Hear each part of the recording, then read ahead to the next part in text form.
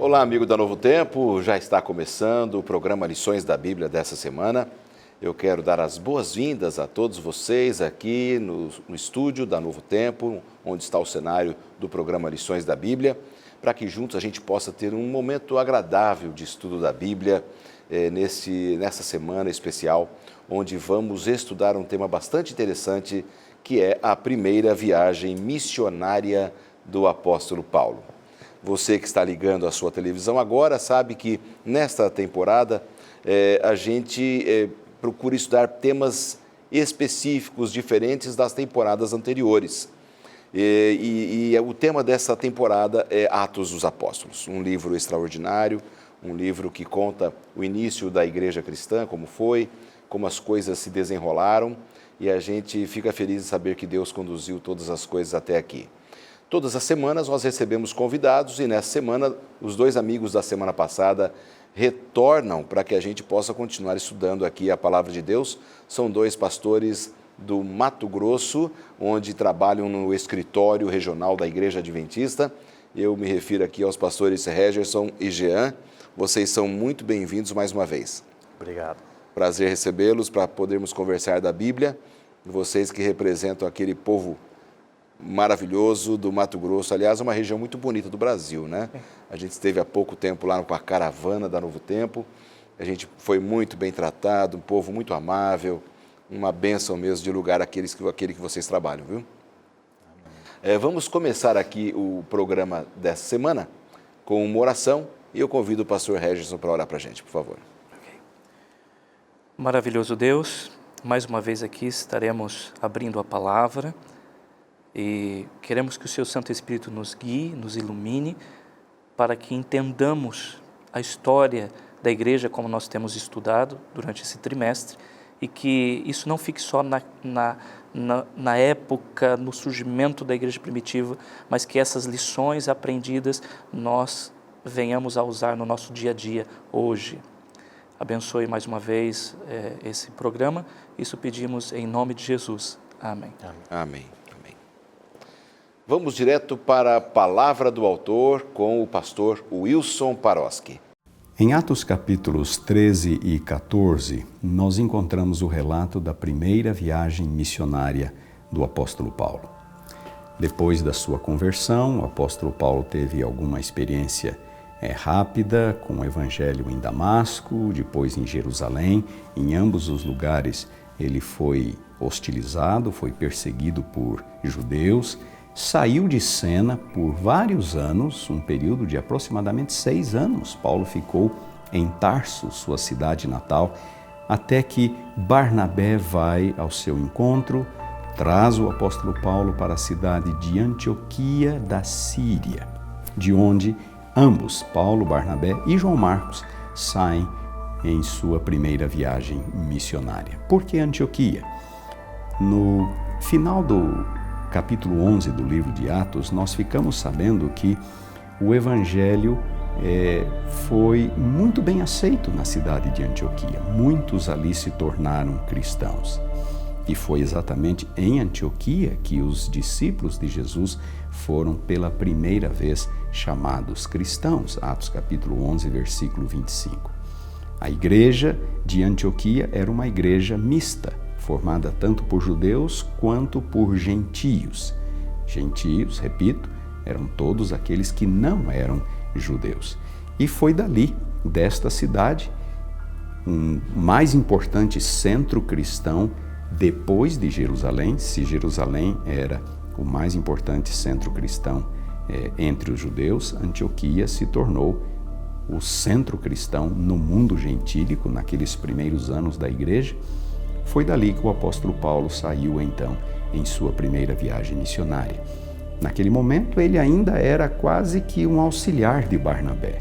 Barnabé aparece mencionado em primeiro lugar em várias vezes, em vários momentos ao longo daquela viagem, mas pouco a pouco, Paulo vai assumindo a função de liderança como aquele que realmente estava mais bem preparado para pregar e para dirigir as atividades missionárias daquele pequeno grupo. De Antioquia eles vão para Chipre, de Chipre eles entram no sul da Galácia, fundam várias congregações, várias igrejas e o Evangelho então começa a se estabelecer. A fé cristã começa a se estabelecer fora dos limites judaicos.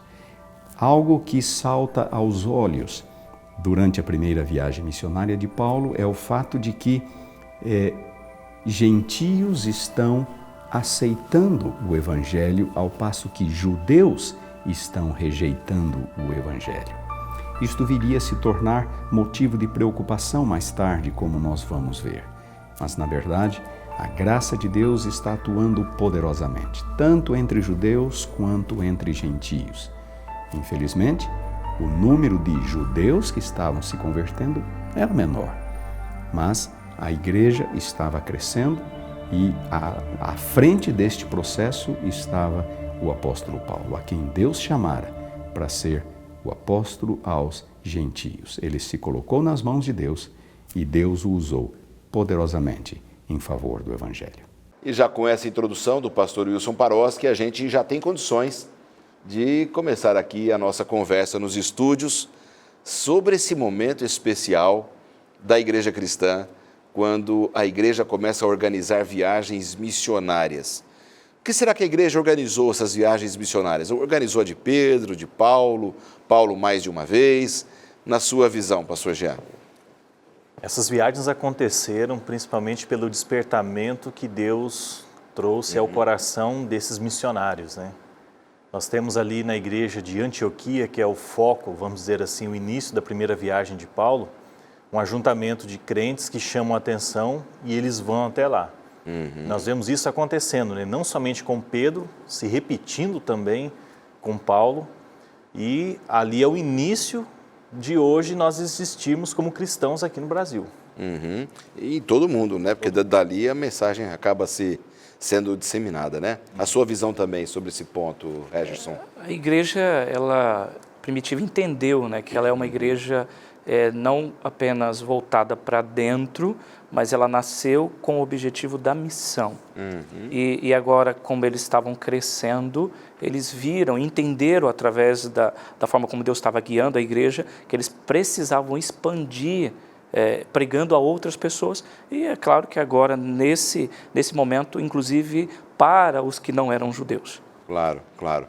E essa expansão, eu imagino que não foi fácil para eles, porque como é que eles iam expandir sem recursos financeiros, sem uma estrutura administrativa? Eles organizaram um roteiro, mas creio que não tão organizado no que aconteceria ao longo desse roteiro, onde iam dormir, recursos para comer, para sobreviver. Não deve ter sido uma experiência muito fácil, Jean. Eu acho que se fosse nos nossos dias, poucos teriam coragem de fazer o que Paulo fez, né? Aquilo que ele se propôs a fazer. Nós vemos assim que quando nós temos boa intenção, boa vontade em fazer, e é da vontade de Deus, Deus ele faz com que o pouco recurso ele seja insignificante e o sucesso aconteça nessa empreitada. E a gente vê isso acontecendo com Paulo, né? Sabia mais ou menos, tinha algumas notícias, mas não estava tudo certinho, não tinha um checklist 100% para fazer essas viagens, não. É verdade. Não tinham recursos, checklist, não tinham automóvel, não tinha um avião, não tinha um barco, não tinha bicicleta. Nada. Era uma situação complicada. O foco deles não estava no material, no que eles iam precisar, onde eles iam pousar e etc. Eles tiveram um preparo, sim, mas o foco deles nesse preparo era mais no sentido de oração, né? Eles oravam antes, eles jejuavam, eles buscavam a Deus, porque eles queriam que essa ida deles fosse de fato algo que Deus estivesse indo à frente, exatamente, resolvendo os problemas. E tanto é que o restante eles não se preocupavam, eles só queriam ter uma certeza: Deus está à frente da missão da igreja, é isso que Deus quer. Então era o que eles procuravam. E aliás, esse foco tem que continuar até hoje, né? Tudo que a gente vai fazer tem que ser com oração, com jejum, buscando a orientação de Deus, não é? Porque se a gente não fizer dessa forma, é quase que uma incredulidade da nossa parte tentar fazer um processo de evangelização sem um motivo da evangelização. Às vezes eu vejo muita gente tentando fazer esse processo de evangelização sem pensar no motivo real da evangelização, que é o Senhor Jesus. É muito fácil isso acontecer, né? Claro. Nós olhamos e nos concentramos, quem sabe, naquilo que é mais palpável, visível, né? Preciso disso, daquilo, de tanto. Exato. E nós esquecemos que nós não somos empresa. Podemos funcionar como uma, mas nós somos uma igreja viva, movida pelo Espírito Santo. Mas às vezes a gente tem a facilidade de trocar, né? Essa chavezinha e começar a pensar como uma empresa e não como uma igreja. Isso é um aspecto humano importante que precisa estar sempre sendo observado, corrigido, com o espírito cristão, o espírito de oração. Senão a gente acaba perdendo o foco, né? É aí que entra o passo de fé, né? Deus está à frente, está... a gente não tem certeza dos recursos, né, financeiros, enfim, a estrutura. Às vezes não. Mas se nós temos, como a igreja primitiva, a fé e a certeza que Deus está à frente, Deus abrirá portas. Porque quem que mais deseja que o evangelho seja pregado e avance o reino? É o próprio Deus. Então é claro que Ele vai estar à frente sempre, resolvendo e abrindo as portas de acordo com as necessidades. Exatamente. Você sabe que esses dias eu estava em uma localidade onde eu ia participar de uma distribuição de um material na cidade, de folhetos, tal, convites para uma série de evangelização. Era uma cidade pequena, mas estava tudo muito organizado. Mapa, material, pessoas, e botaram o povo para a rua sem fazer oração. Aí eu notei na hora. Falei, mas nós vamos sair sem fazer uma oração, né? Pensei, antes mesmo de eu sugerir, já um irmão lá da igreja falou assim, irmãos, nós temos que fazer oração para sair. Temos que ter o poder de Deus para distribuir esse material, esse convite para a nossa série de evangelismo. Eu achei muito bonito da parte daquele irmão, uma pessoa simples, ali fazer aquela exortação. Porque às vezes a gente confunde organização com unção, né? A organização é importante, Sim. mas a unção é mais importante. E as duas juntas, elas potencializam a pregação, né? De forma nenhuma, né, estamos aí incentivando ou motivando que as coisas sejam feitas sem planejamento. Claro. Deus ele não exige isso de nós. Ele não abençoa aquilo que é feito de forma desorganizada. O que nós vemos aqui, como exemplo nessa viagem, né, aquilo que a igreja pôde fazer para organizar, ela fez. Usando seus poucos recursos, mas ela usou aquilo que tinha. E quando nós colocamos aquilo que nós temos na mão de Deus, Deus ele complementa com o seu poder aquilo que é necessário. Exatamente. Vemos isso em outros milagres, né? Na Bíblia, a própria multiplicação dos pães. Com 5 pães e 2 peixes, Deus alimentou a multidão, mas foi usado isso. E eu acho interessante o seguinte, o escritor de Atos, Lucas, Sim. que fez parte desse processo, conheceu todos os apóstolos ali, Paulo, era um homem organizado, um médico, uma pessoa culta. Paulo também, metódico, organizado, um homem, um doutor em lei, sistemático. Barnabé também deveria ser um homem bem organizado, porque era um homem influente da sua época.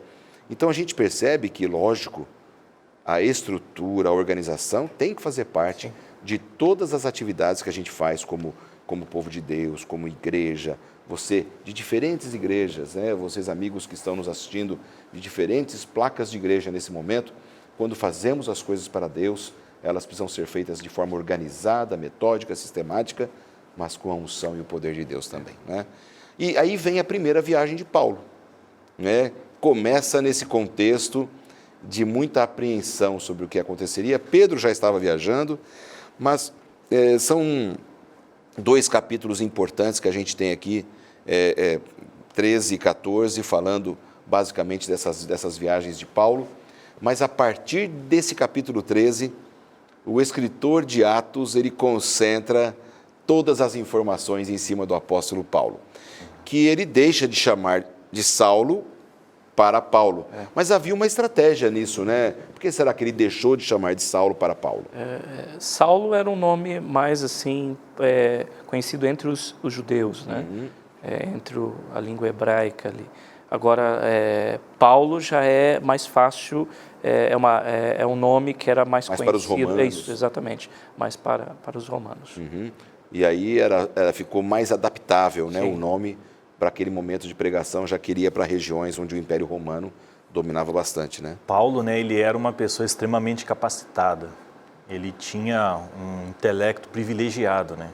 Aquilo que nós temos hoje no Novo Testamento se deve muito a esse homem, né? Ao que ele fez, as histórias, a forma como ele sistematizou o Evangelho, vamos dizer assim. A teologia, a doutrina. Exatamente. E ele, quando sai, ele tinha esse conhecimento, essa preparação intelectual, vamos dizer assim, e ele vai fazer uma grande diferença, né? A organização, ela não substitui o poder de Deus. Ela pode potencializar. Qualquer coisa que nós façamos organizados, ela é potencializada. E nós vemos isso acontecendo aqui na vida dele. Antes dele sair, nós entendemos, né, pelo relato bíblico aqui de Atos 13, né, ali do verso 1 até o 12, nós entendemos assim a preocupação da igreja em não capacitar Paulo com aquilo que ele já tinha, mas a pedir a bênção de Deus para usar os recursos, os talentos que ele tinha. E isso vai fazer uma grande diferença, tanto que hoje Paulo ele tem as suas viagens conhecidas, né, devido a tudo isso que ele pôde trazer de crescimento para a igreja de Deus naquela época. Aí vem o nosso manual de estudos falando sobre a passagem dele, então, por Antioquia, que já nós vamos falar especificamente, mas começa aqui o nosso manual de estudos falando sobre Salamina e Pafos.